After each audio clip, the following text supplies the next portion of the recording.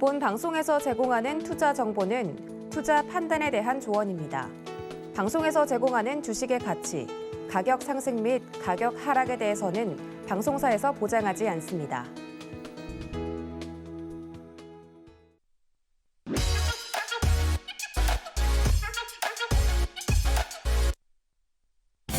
안녕하세요. 오늘도 머니트렌드 힘차게 출발해 봅니다. 주유소 2부 머니트렌드, 저는 진행을 맡은 이혜은이고요. 자, 오늘 우리 시장 표정은 다소 엇갈렸습니다. 하지만 큰 하락도 큰 상승도 없었던 우리 시장이었는데요. 물론 코스닥 시장이 1% 가까운 상승폭을 보여주기는 했습니다만 코스피 시장에서 큰 하락이 없었다는 건 반가운 소식인 것 같습니다. 그만큼 우리 시장 앞으로 하락보다는 조금 더 상승할 수 있는 힘이 있지 않을까라는 기대를 갖게 했던 하루였는데요. 자, 오늘 머니트렌드 함께 하시면서 내일장은 어떨지, 그리고 이번 주 그리고 이어서 앞으로의 우리 시장을 대비하는 우리 마인드셋은 어떻게 하면 좋을지 저희 방송을 통해서 확인해 보시기 바랍니다. 자, 그러면 오늘 마감 시황 먼저 함께 살펴보시죠. 간밤 미국 시장에서는 애플이 긴축 경영에 나선다는 이야기에 투심이 다소 위축되기는 했습니다만 장 막판에 외인들이 순매수 전환을 하면서 큰 하락은 없었습니다. 코스피 지수는 0.18% 떨어진 2370.97포인트의 장을 마감했고요. 자, 코스닥 지수는 0.72% 상승한 782.33포인트로 오늘 장 마쳤습니다. 이어서 양시장 수급 동향도 살펴보시죠. 먼저 코스피 수급 동향인데요. 코스피 시장에서는 개인과 외국인 매수세가 들어와 줬습니다. 개인이 916억 원, 외국인은 394억 원 순 매수세 보여줬고요. 기관이 1,441억 원 팔아낸 오늘 코스피 시장이었습니다. 이어서 코스닥 시장 수급 동향도 살펴보시죠. 코스닥 시장에서는 기관만이 매수세 보여줬는데요. 226억 원 매수했고요. 개인과 외국인은 각각 133억 원, 32억 원 팔아낸 오늘 코스닥 시장이었습니다. 네, 이렇게 오늘 마감 시황 살펴봤고요. 시장을 움직인 머니 이슈로 짚어보도록 하겠습니다. 코로나19 신규 확진자 수가 83일 만에 다시 7만 명대로 집계가 됐습니다. 일주일 전과 비교하면 2배, 2주 전과 비교하면 4배로 확진자가 폭증하고 있는데요. 이 상태로 확진자 증가세가 이어진다면 다음 주에는 14만 명대로 올라설 거란 시나리오도 충분히 가능해집니다. 다시금 무섭게 코로나가 확산되는 건 걱정이지만 이런 코로나 공포감과 함께 주가가 치솟는 종목들도 있기 마련입니다. 오늘 시장에서는 코로나 관련주 중에서도 손소독제, 원격의료, 음압병실주가 특히 주목을 받았는데요. 지난주에 이어서 계속해서 강세를 보이고 있는 제약바이오주, 실적보다는 기대감에 오르는 종목도 많은 만큼 옥석 가리기가 특히 중요할 겁니다. 오늘 머니트렌드에서 그 분석 함께 해보시고요. 자, 그런가 하면 오늘 오후에 들려온 반가운 소식도 있습니다. 첫 국산 전투기 KF-21 보라매가 오늘 오후 첫 시험 비행에 성공을 했죠. KF-21 보라매가 30여 분간의 시험 비행에 성공을 하면서 우리나라는 세계 8번째 초음속 전투기 개발 국가로 기록이 됐습니다. 이뿐만이 아닙니다. 오는 27일에는 폴란드 정부와 국산 K2 전차, 레드백 장갑차, 국산 FA-50 경공격기 등 최소 19조 원대에 달하는 국산 무기체계 수출 업무 협약이 체결된다라는 소식도 오늘 전해졌죠. 우크라이나 전쟁과 누리호 발사 성공, 그리고 나토 정상회담 이후에 조정을 받던 방산주에 다시금 훈풍이 깃들 수 있을까 기대를 하게 하는 대목입니다. 자, 역시 오늘 머니트렌드에서 깊은 이야기 나눠보시죠. 본 방송에서 제공해드리는 정보는 투자 판단에 대한 조언일 뿐 해당 종목의 가치와 수익률을 보장하지는 않는다는 점 말씀드리면서 머니트렌드 출발해 보겠습니다.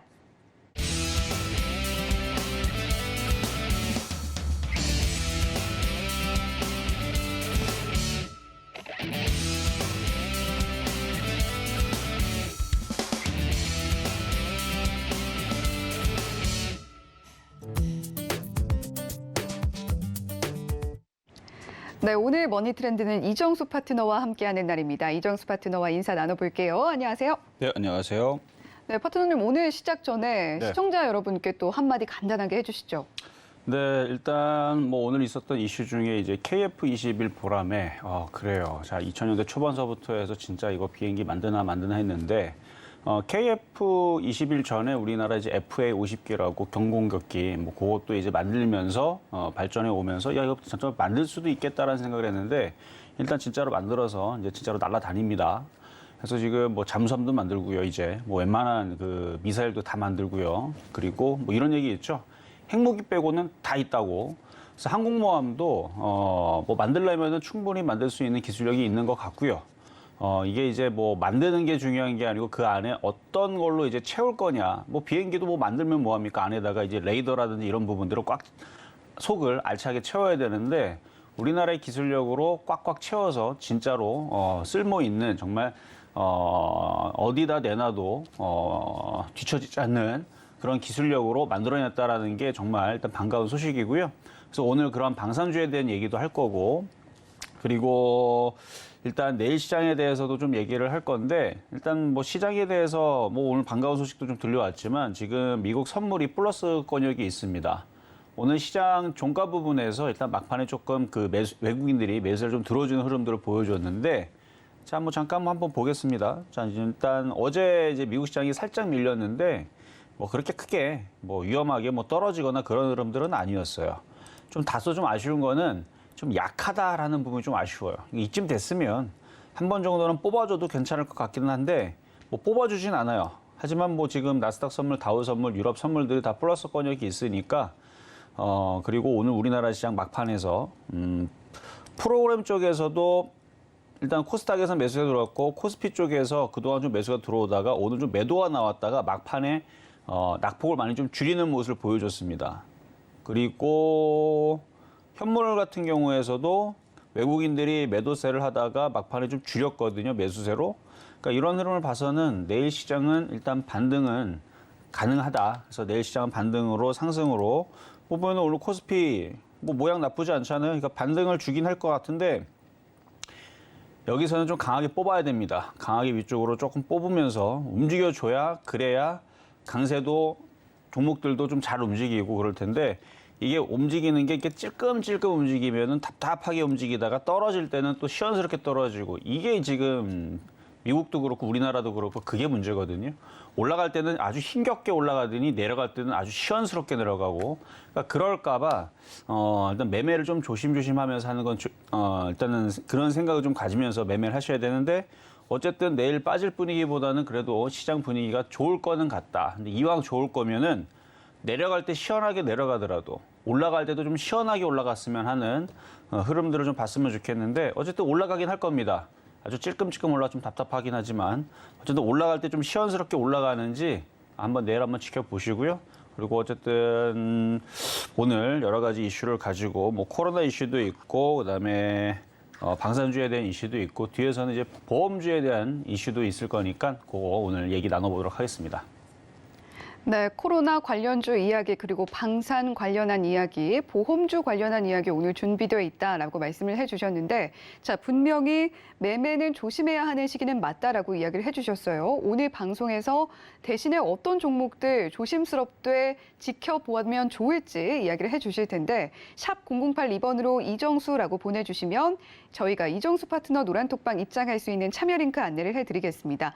노란톡방에서도 이런 섹터에 대한 이야기 더 나눠보실 수가 있으니까요. 노란톡방 주저하지 말고 입장해 보셔도 좋겠습니다. 자, 그러면 본격적으로 첫 번째 이슈 짚어볼 텐데요.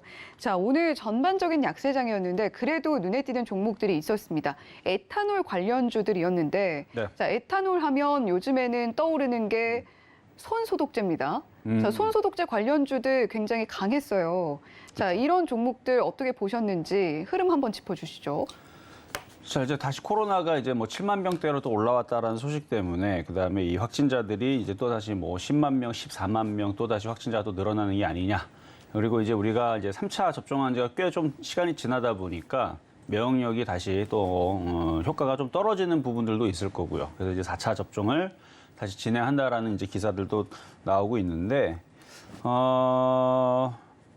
일단은 저 기준으로는 이 코로나 관련주들이 일단은 당분간은 제가 그래서 지지지난주 한 3주 전, 4주 전 이때에서도 이제 코로나 관련주들뿐만 아니라 제약바이오가 일단 강하다라는 얘기는 해드렸습니다. 근데 저는 처음에 강하다는 이 느낌이 그래도 한 20, 30% 정도만 움직이면은 뭐 그만 움직이겠지 그랬는데 종목들이 제가 지난주도 말씀드렸지만 종목들이 70%, 80%가 움직였어요.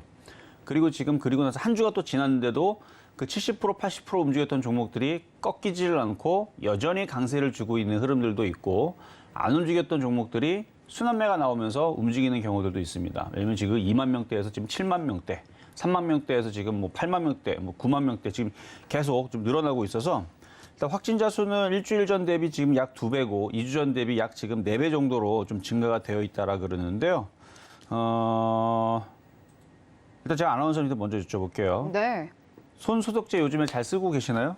저는 꾸준히 쓰고 있습니다. 제가 혹시나 확진되면 네. 또 파트너님도 걸릴 수가 있고 많은 분들이 위험에 빠지기 때문에 저도 써요. 저도 그냥 꾸준히 쓰는데 왜냐하면 일단 엘리베이터에 보면은 일단 공짜로 있잖아요, 그렇죠? 물론 네. 제가 낸 관리비에 포함이 되겠지만 공짜로 있어요. 아무도 안 쓰지만 그리고 냄새가 역하지도 않고요.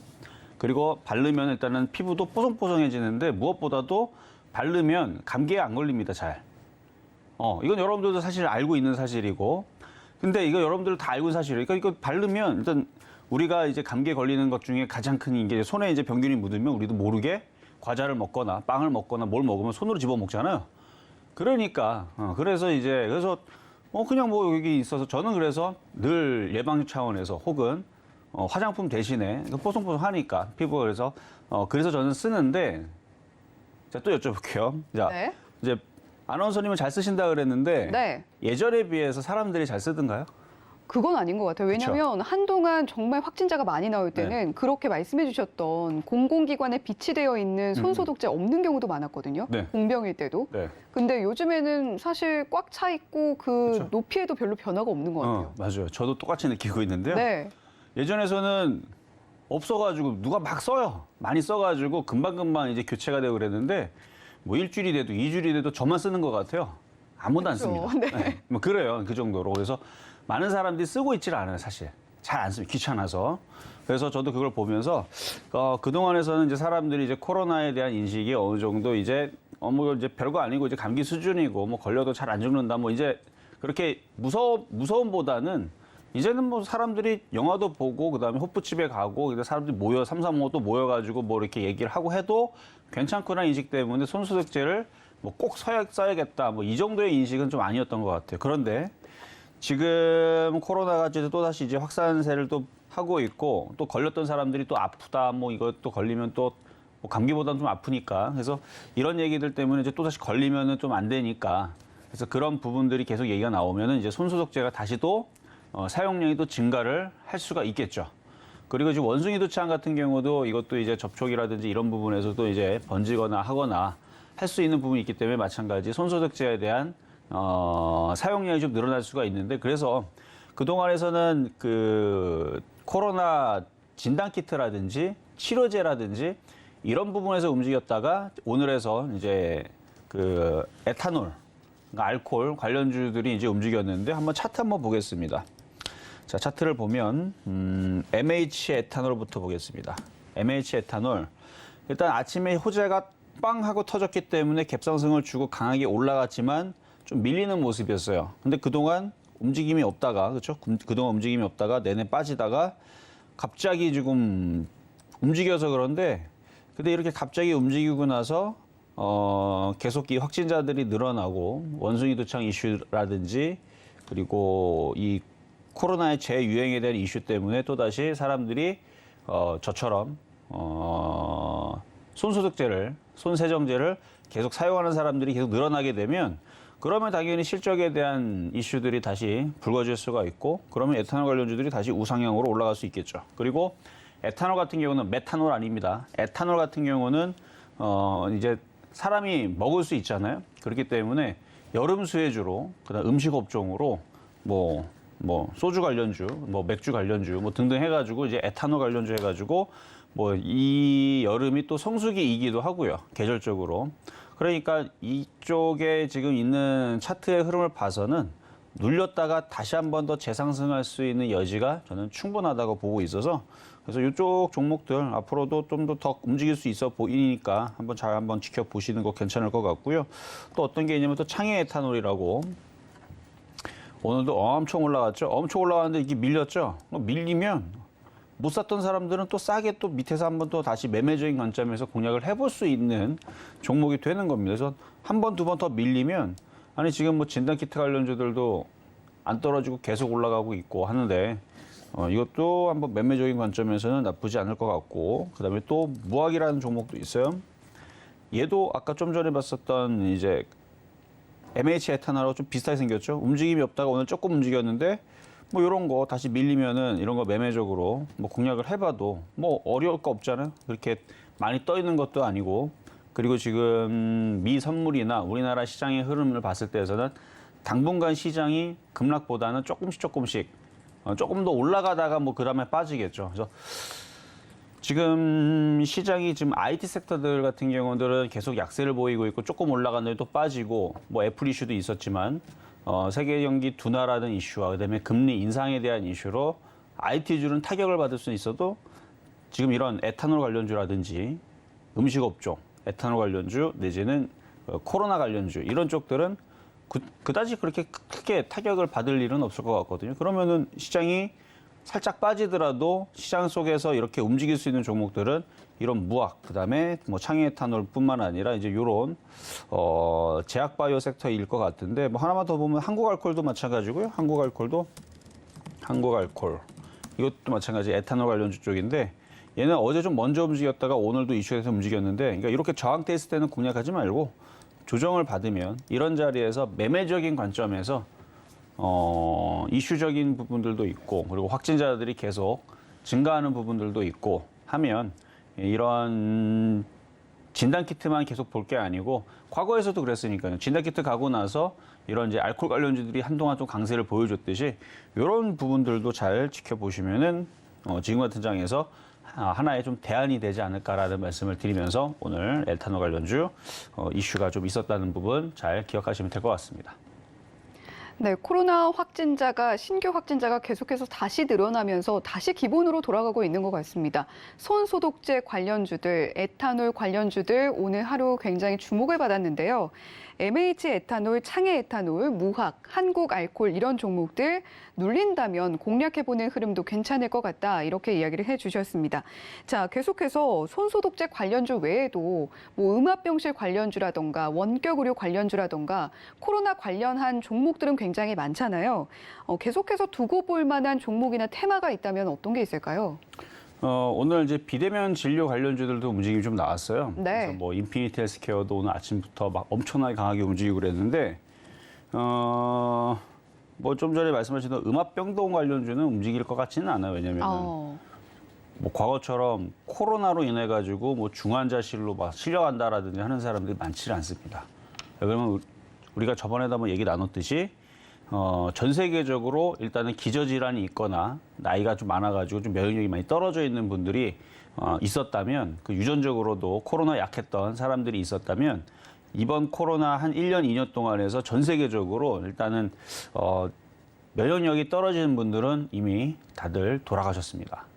그렇기 때문에 지금 남아있는 사람들은 일단은 그런 면역력이 어느 정도 있는 그리고 강한 그런 이제 그런 유전자적으로 좀 강한 사람들만 지금 남아있다고 저는 생각을 하거든요. 물론 뭐 그렇다고 해서 꼭 중환자실로 안 가는 사람들이 뭐 없다는 건 아니지만 이전보다는 어느 정도 우리가 한번 겪었기 때문에 한번 면역이 돼 있다. 그래서 이전처럼 그렇게 중환자로 그러니까 중증 이상의 그런 이제 사람들이 막 폭증할 것 같지는 않아요.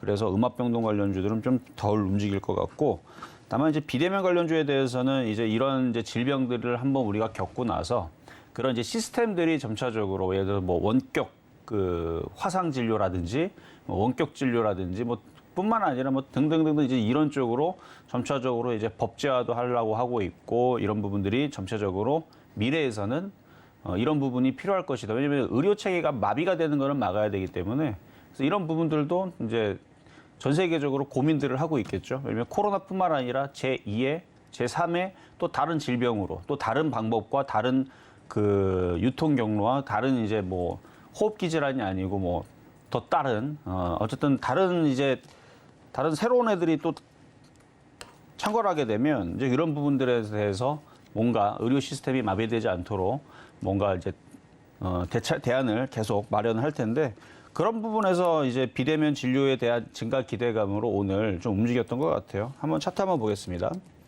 인피니티 헬스케어. 아까 전에 봤듯이 그런 이제 종목들과 좀 비슷하게 생겼죠.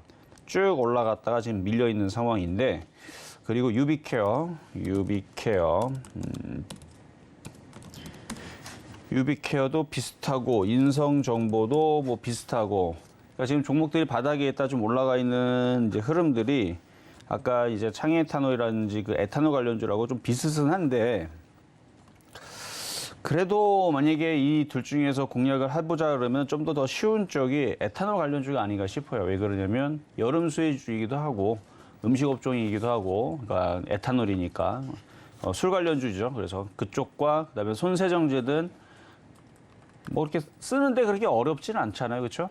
당장 이제 여러분들이 뭐 엘리베이터도 아니면 여러분들 구입해서 쓰든 이런 부분들이 그런 부분에서 당장 이제 매출로 바로 이제 성장이 나올 것 같은데 이 비대면도 당연히 그런 부분에서 뭐 진료에 대한 그 비대면 진료에 대한 그런 이제 기대감으로 얘네들도 뭐 나쁘다라는 얘기는 아니지만 이게 조금 차트도 봐서도 지금 좀 애매해요.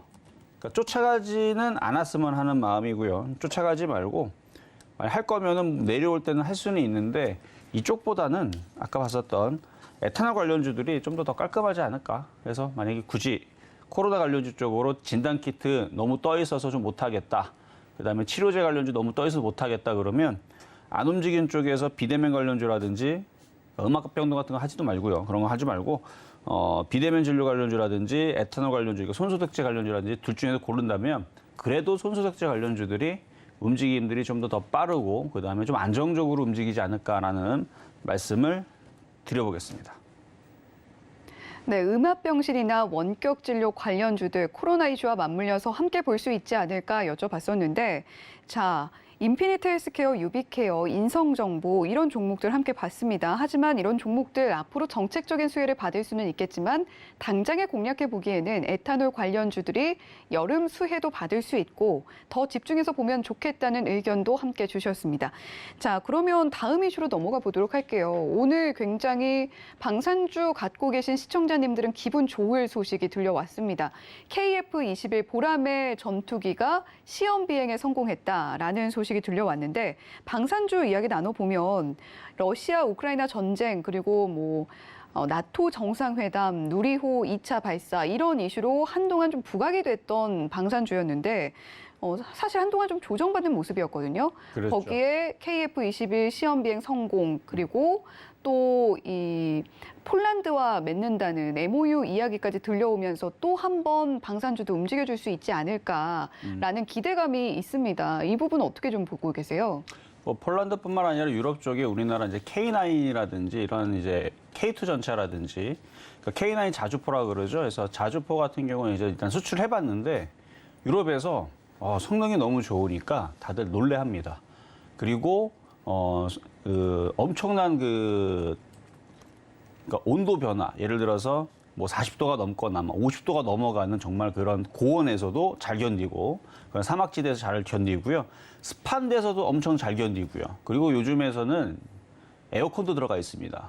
그리고 이제 뭐 핵미사일의 그런 이제 뭐 방진이라든지 뭐 이런 이제 그런 부분들에 대해서도 어느 정도 이제 커버가 되는 그러니까 전천후로 정말 괜찮은 제품들을 이제 내놓으니까 이제 해외에서 이거 수출용이냐라고 물어보죠. 근데 수출용이 아니고 내수용이죠. 왜냐면 우리나라는 엄청 덥기도 하고 한겨울에는 영하 뭐 20도, 30도 이렇게 떨어지는 뭐 철원이라든지 아니면 뭐 이제 만약에 북한으로 이제 개마고온 쪽으로 가면 거기도 뭐 30도 이렇게 40도 이렇게 떨어지니까 정말 심할 때는.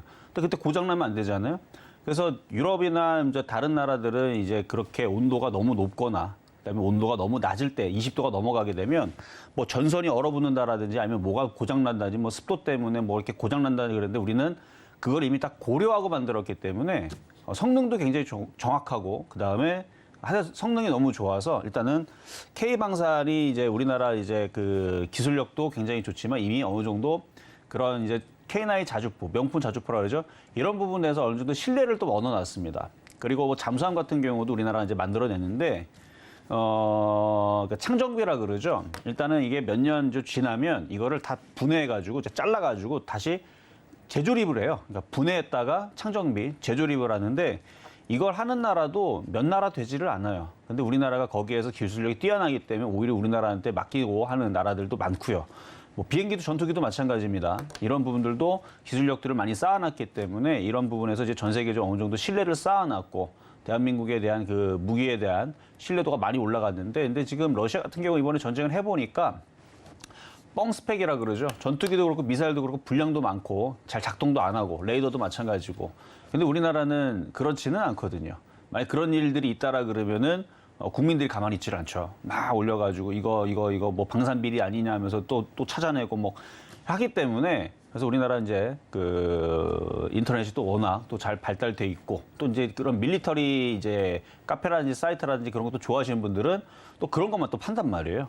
그래갖고 어쨌든 지금 K방산의 지금 위상이 많이 높아진 것 같은데 오늘 KF-21 일단은 뭐 초음속까지는 테스트 안 했다고 하지만 뭐 테스트 하나마나 이미 벌써 수백 번, 수천 번의 많은 테스트를 이미 어느 정도 겨치고 지금 이제 마지막 막바지 과정에 있는데 준비를 그만큼 많이 열심히 한 만큼 저는 성공을 할 거라고 저는 믿습니다. 그렇기 때문에 이제 이 K방산 관련주 지난번에도 제가 한번 얘기를 했지만 장기적으로 볼 때에선 저는 계속 좋을 거다라고 얘기를 했습니다. 그런데 지금 가격보다는 좀 싸게 공략했으면 좋겠다라는 말씀을 좀 드렸을 뿐 장기적으로는 저는 삼성전자를 좋게 보기보다는 방산주를 더 좋게 봅니다. 라는 얘기도 말씀을 좀 드렸는데 일단 국내 방산의 수출액이 수입액을 역전했어요. 이게 작년 얘기예요. 작년에 방위사업청에 따르면 지난 2010년에서 20년 동안 약 연간 한 30억 달러의 수준에 그치던 K방산 수출액이 지난해 70억 달러, 약 8조 9,900억입니다. 이걸 기록하면서 2배 이상 기록을 하면서 대폭 확대가 됐는데 그동안의 인지도를 어느 정도 쌓아놓고 뭐 러시아산 무기는 막 고장도 많이 나고 뭐 성능도 안 나오고 뭐 다른 나라 유럽도 마찬가지예요. 막 한겨울에 가면 다 고장 나고 안 굴러가고 뭐 포도 안 나가고 하여튼 작동 불능이 되는데 우리나라는 다 통과를 하고 장난 아니거든요. 그래서 지금 뭐 중동이라든지 아니면 이제 유럽 쪽에서도 지금 많이 우리나라에 대한 그 뭐 동남아도 마찬가지고 우리나라에 이제 대한 그 방산 물품에 대해서 어느 정도 신뢰도를 많이 쌓으면서 이제 계속 이게 이제 수주로 이어지고 있는데 이미 작년도서부터 해서 계약한 물량들이 이제 계속 그 뭐 이제 본물 터지듯이 이제 계속 나올 것 같은데 일단 뭐 계약이 된다 그래서 바로 수주로 이어지는 건 아니죠. 뭐 MOU 체결하고 이게 좀 시간을 좀 시차를 두고 이루어진다라는 점에서 일단은 2020년도 이전에 계약한 물량들이 약 이제 올해 이제 본물 터지게 되면 약 11조 9천억 정도를 넘어설 거라 그래. 이게 약 100억 달러인데 그 연간 100억 달러는 세계 5위권 수준이랍니다. 수출액이. 그래서 세계 5위권인데 만약에 이 같은 목표가 달성이 되면 당연히 우리나라 기록으로는 최초고요.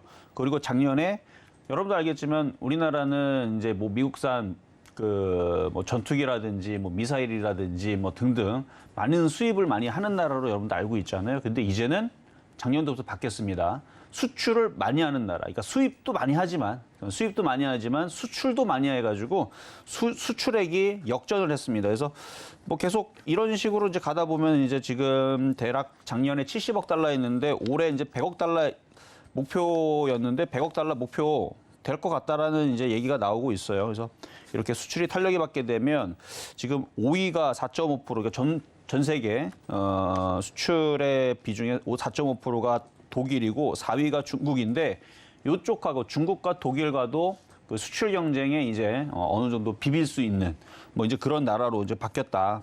그래서 2021년 세계 방산 시장 연감에 따라도 마찬가지.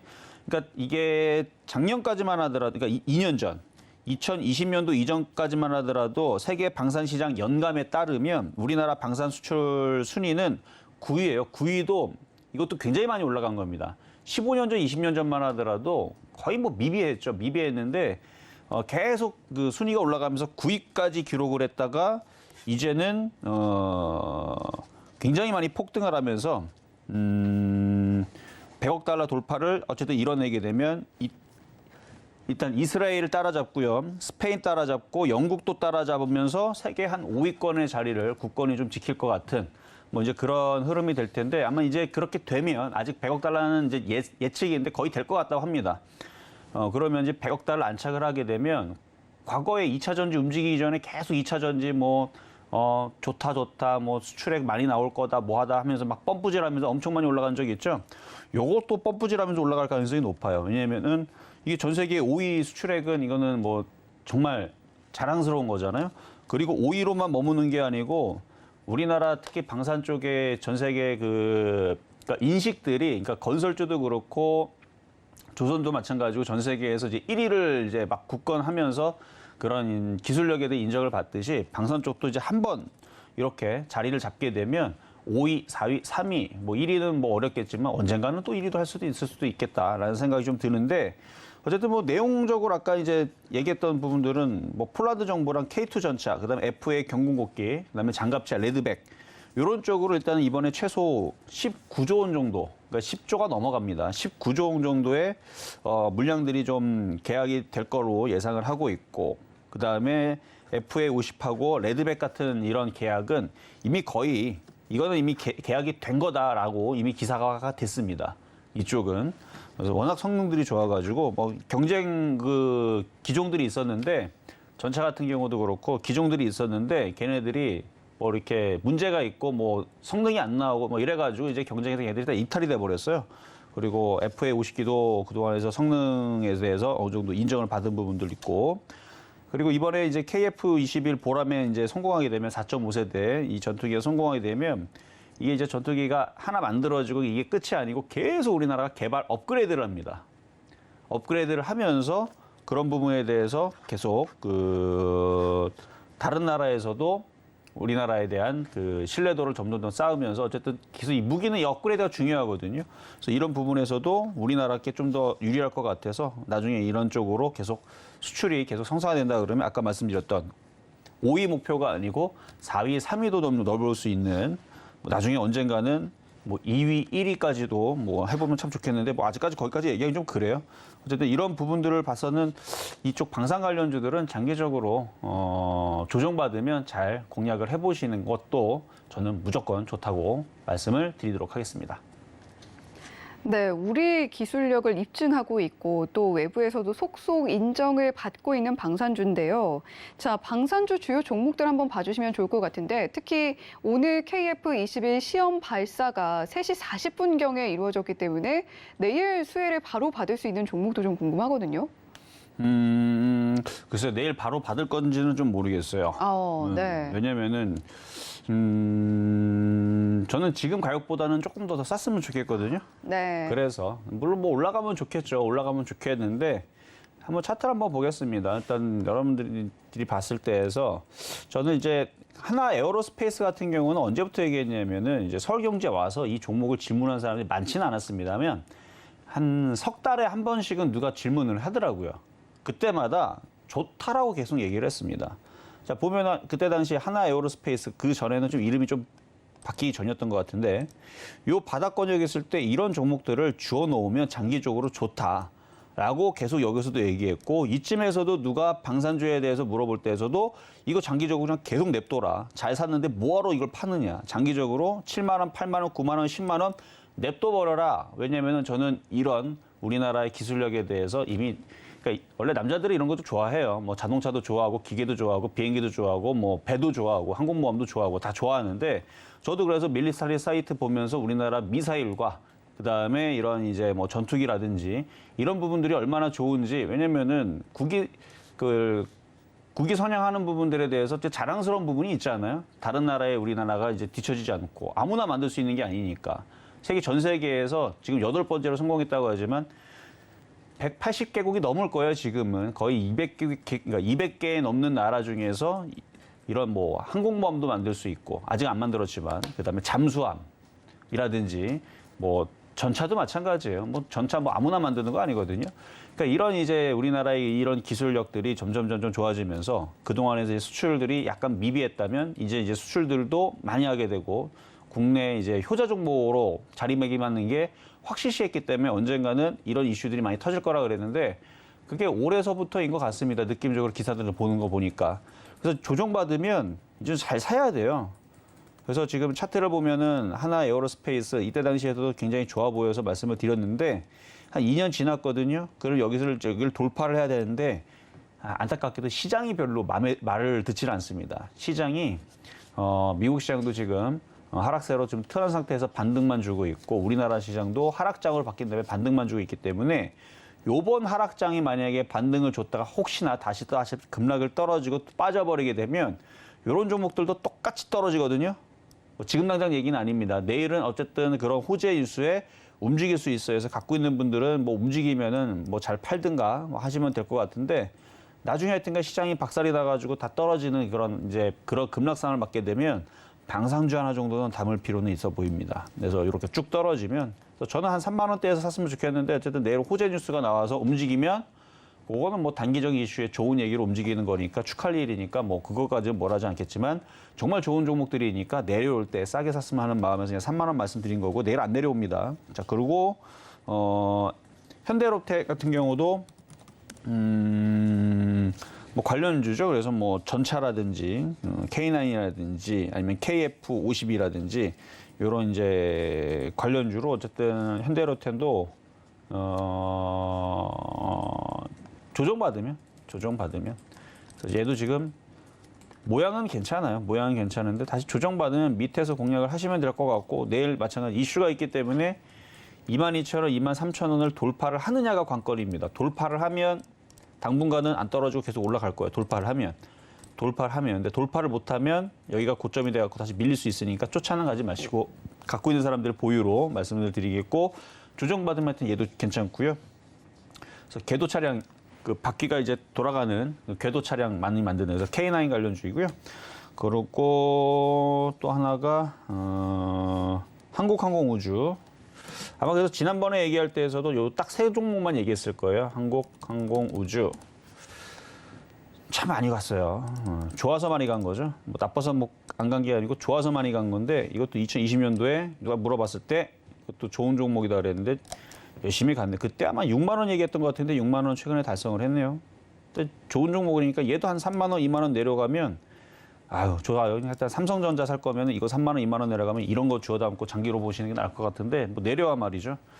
어쨌든 기가 외국인들 많이 사서 갖고 있고 이제는 수출 효자 종목들이니까 장기적으로 볼 때도 좋아 보입니다. 앞으로 향후 뭐 5년, 10년 동안에 대한민국을 또 먹여 살릴 방산주들이니까 나중에 조정받으면 꼭 잘 담아보시고 지금은 어느 정도 올라와 있어서 조금 부담은 돼요. 못 간다는 얘기는 아니지만 좀 부담이 되니까 좋은 종목 싸게 사자라는 관점에서 말씀을 드린 거고요. 어쨌든 K방산주 좋습니다. 그래서 내일 많이 이슈가 돼서 급등하고 올라가게 되면 보유한 사람들은 좋겠지만 신규 매수하시는 분들은 조금 단기적인 관점에서만 보시는 게 좋을 것 같다는 말씀을 드리겠습니다. 네, 코로나19 관련해서 가는 에탄올 관련주들 비교적 단기적으로 조정이 나올 때 매수 관점을 가져간다라고 본다면 방산주들은 보다 긴 호흡으로 보면서 저점 매수 기회를 잡아보는 게 좋겠다. 이렇게 정리를 해보도록 하겠습니다. 자, 이렇게 오늘 시장을 움직인 머니 이슈 두 가지 짚어봤고요. 머니 섹터로 바로 이어가 보도록 할게요.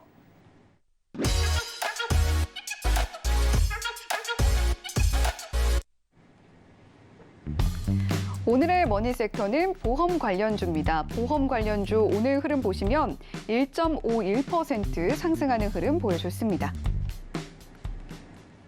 네, 오늘 머니 섹터 보험 관련주 가지고 와주셨어요. 네, 보험주 갖고 나왔습니다. 네, 인플레이션 관련해서 그리고 금리 인상 관련해서 주목할 만한 종목인 거죠? 그렇죠. 계속 이제 미국은 금리 인상을 올해 이제 4번 남았습니다. 7월, 8월은 쉬어요. 7월, 9월, 10월, 11월.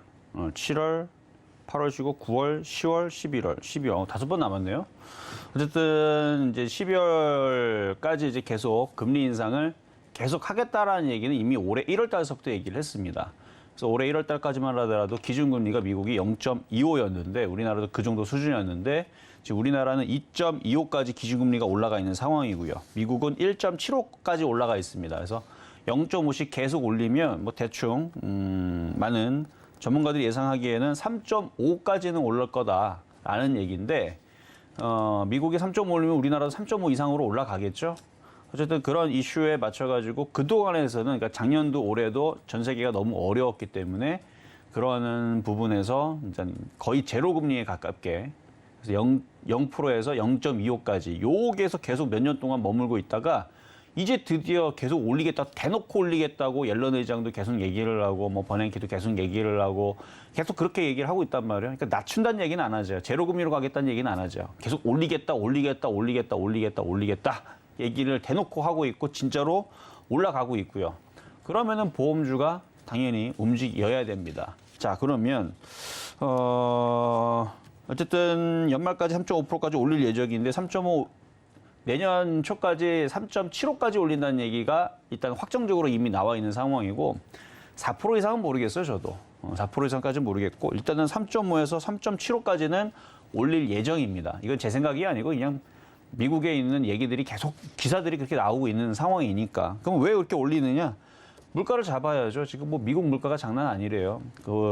최근 이제 유튜버가 이제 미국에 가갖고 정말로 그렇게 그 물가가 폭등인지 아닌지 어떤 유튜버 가갖고 뭐 인터뷰도 하고 그랬는데 미국 사람들이 정말 미쳐버린 물가라고 하면서 그 뉴욕 사람들, 뉴요커들한테 막 물어보고 햄버거 가격 물어보고 뭐 물어보고 작년 대비 얼마나 올라갔느냐, 2년 전 대비 얼마나 올라갔느냐. 그래서 그 인터뷰 중에서 어떤 사람은 생활비가 한 작년하고 재작년까지만 하더라도 한 월 한 400 정도 들어갔던 것 같은데 지금 한 800 정도 들어가는 것 같은 느낌이다. 라고 얘기를 하더라고요. 어쨌든 그런 이제 인터뷰 내용도 있었고, 뭐 한 번 외출할 때마다 한 14, 5만 원 나간다 그러더라고요. 예전에 비해서 많이 올라가는데 한 2배 정도 한 체감적으로 느낀다고 합니다. 그러니까 미국이 지금 우리나라보다 보면은 어떻게 보면은 체감적으로 더 많이 그 물가 상승에 대한 느낌을 더욱더 압박을 좀 느끼는 것 같더라고요. 제가 그 유튜브 내용을 봤을 때에서는 인터뷰하는 내용을 봤을 때서는 그러면은 그 정말 그런 폭등하는 물가를 잡기 위해서 금리를 올려야 되거든요. 금리를 마구마구 어쨌든 그렇게 마구마구 올리겠다라는 게 지금 미국의 이제 생각이기 때문에 그래서 작년하고 올 초만 하더라도 0.25포인트 올린다는 것 자체가 악재였습니다. 그리고 0.5포인트 빅스텝 한다 그러니까 시장 충격을 막 가져다 주고 그랬거든요. 근데 지금 웃긴 게 1% 한다 그랬다가 0.75포인트 올린다 그러니까 이게 호재가 됐어요. 가만 보면 안 올린다는 얘기가 아니고 올린다는 얘기거든요. 계속 그래도. 그럼 계속 올리면 그동안에서는 제로금리였기 때문에 보험주들과 은행주들이 꼼짝도 안 했지만 지금은 계속 올리기 때문에 그거에 관련된 이슈가 당연히 되어야 되고 올려야 되거든요. 그러면은 이제 은행 같은 경우는 이제 예대 마진, 이거 예금들을 이제 그러니까 금리가 올라가게 되면 이제 예금에 대한 이자가 나오죠. 근데 이제 지금 우리나라도 그런 부분에서 은행주들이 계속 올라와줘야 되는데 최근에 좀 빠졌던 이유들이 정부가 금리를 최대한 올리지 말아라. 왜냐면은 그 국민들도 굉장히 어렵고 해서 금융당국이 은행권에 대해서 예대 마진을 줄이라는 압박을 줬죠, 최근에. 그래서 최근에 이제 은행주들이 많이 약세를 보여줬는데 보험주들은 좀 그런 데 부분에 조금 자유롭습니다. 보험주 같은 경우는 이제 채권 운용 수익에 따른 이제 수익률에 대한 상승에 대한 기대감이 있기 때문에 어제 그저께 해서 은행주들이 좀 강하게 보여줬던 거는 정부에서 그런 이제 예대 마진을 많이 가져가지 말라고 압박을 교하니까 은행주들이 많이 빠졌다가 지금 반등을 지금 주고 있는데 왜냐하면 은행주들도 이제 정부 규제로 수익성 개선이 어렵다는 얘기 나왔지만 미국이 기준금리를 계속 올리게 되면 우리나라도 금리를 따라서 올려야 돼. 안 올리면 어떻게 되죠? 외국계 자금들이 이탈을 합니다. 아니 한국에다 두면은 이자 뭐 3% 주는데 미국에 주면은 4% 주는데 그럼 뭐하러 여기다 갖다 놔요, 그렇죠? 그러니까 전 세계적인 금리가 올라가게 되면 거기에 따라서 우리나라 은행들도 기준금리를 같이 똑같이 더 올려야 돼요. 늘 그렇으니까.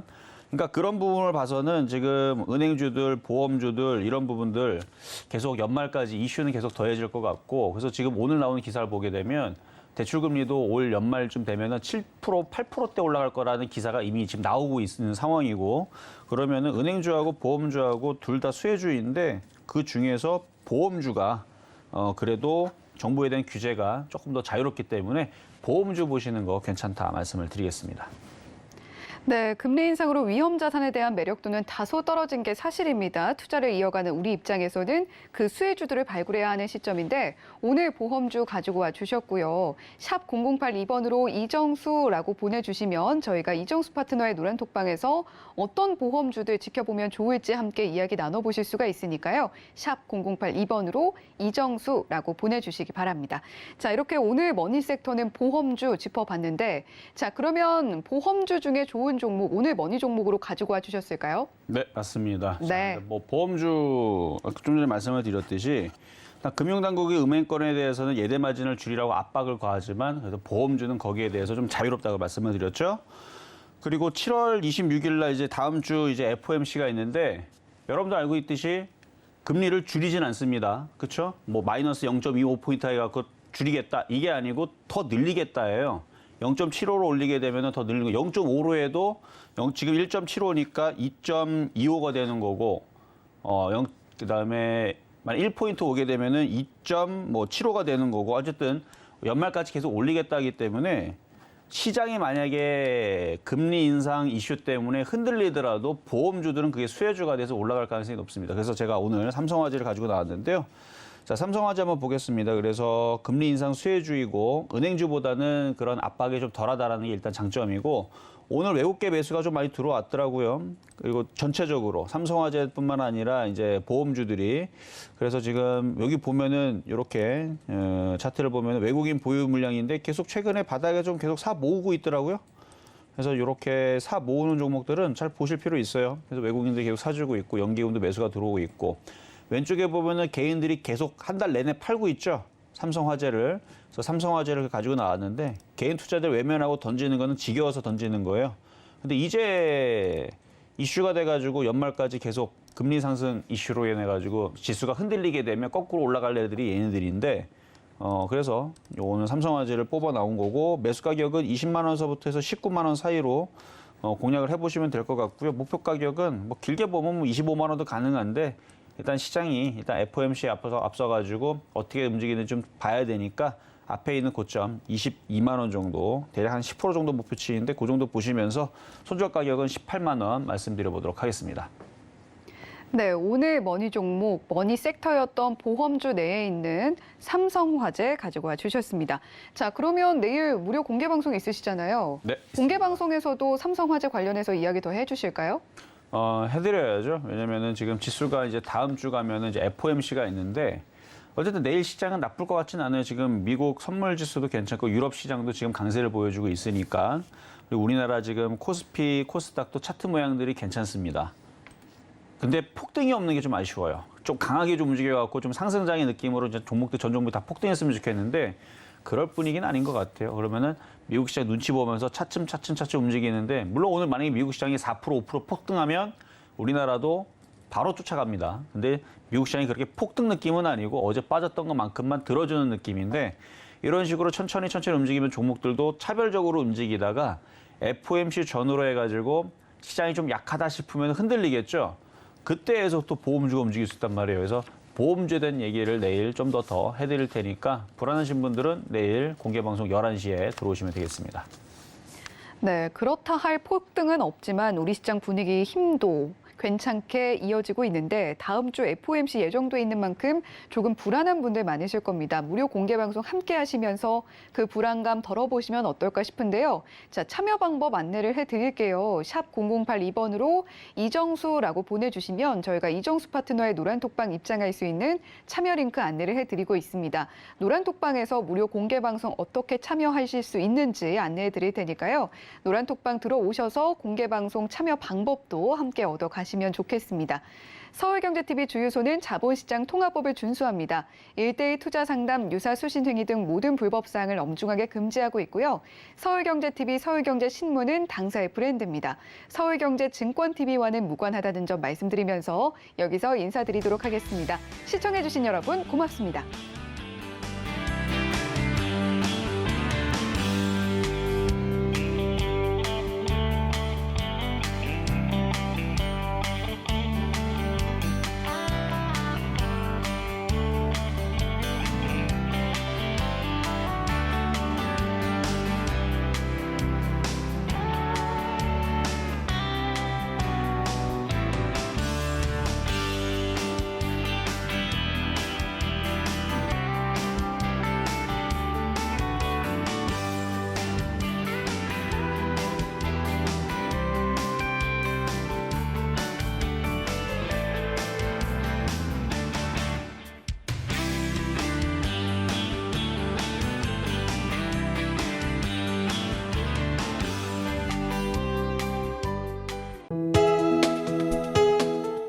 본 방송에서 제공하는 투자 정보는 투자 판단에 대한 조언입니다.